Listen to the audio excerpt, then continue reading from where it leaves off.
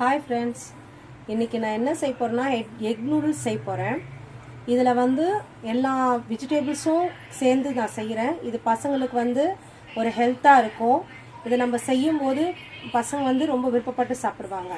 வெளியில் ஃபுட்டு சாப்பிட்றதுனால நிறைய பேருக்கு பலவீனம் வருது, உங்களுக்கு எல்லாருக்கும் தெரியும். நம்ம வீட்டிலே செஞ்சு கொடுக்கும்போது நம்ம பிள்ளைங்க வந்து ரொம்ப அதை வந்து ஆசைப்பட்டு சாப்பிடுவாங்க. நீங்கள் அதை செய்கிறது எப்படின்னு நான் செய்கிறேன், நீங்கள் பாருங்கள். கேரட்டு, பீன்ஸு, குடமிளகா நான் கட் பண்ணி வச்சுருக்கேன். அடுத்தது ப்ரெக்கோலியும் வந்து கொஞ்சம் அதில் சேர்த்துருக்கேன். பாருங்கள், ப்ரெக்கோலி வந்து அவிச்சு வச்சுருக்கேன், அதையும் சேர்த்து செய்ய போகிறேன். பாருங்கள், இப்போ தண்ணி கொதிக்க வச்சு நூடுல்ஸை வேக வைக்க போகிறோம். 2-3 டைம்ஸ் வேக வச்சாலே போதும். கொஞ்சம் எண்ணெய் சேர்த்துக்குங்க. எண்ணெய் எதுக்குன்னா ஒட்டாமல் வரும் நூடுல்ஸ். எப்போவுமே எண்ணெயும் கொஞ்சம் ஒரு சிட்டிக்கை உப்பும் போட்டிங்கன்னா அது ஒட்டாமல் நல்லா அழகாக எடுத்துகிட்டு வரலாம்.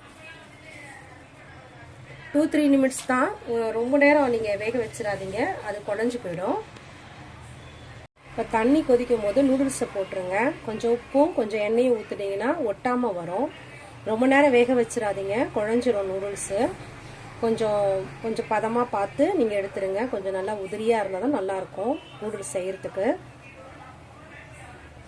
2-3 மினிட்ஸ் வேக வச்சா போதும்.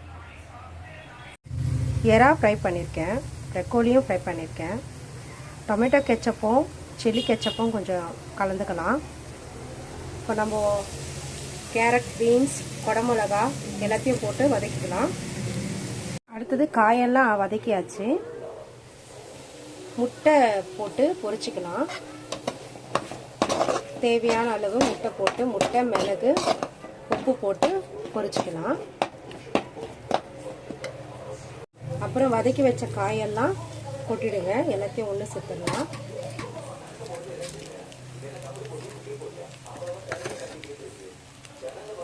வறுத்து வச்ச எறா எல்லாமே